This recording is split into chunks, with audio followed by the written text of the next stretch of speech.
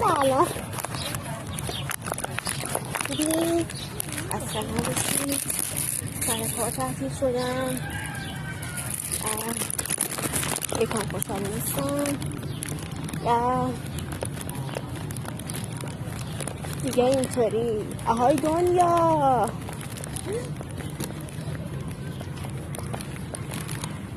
دیگه زندگی همینه دیگه. بعضی موقع زندگی آسونه، بعضی موقع اینقدر خدا سختش میکنه که ببینیم ما چقدر قوی هستیم. اگه تو اون سختی هم برنده بشیم خدا میدونه بهمون کاره آسون هم میده. زندگی رو سخت نگیریم، دنیا 2 روزه. آره مطمئن باش.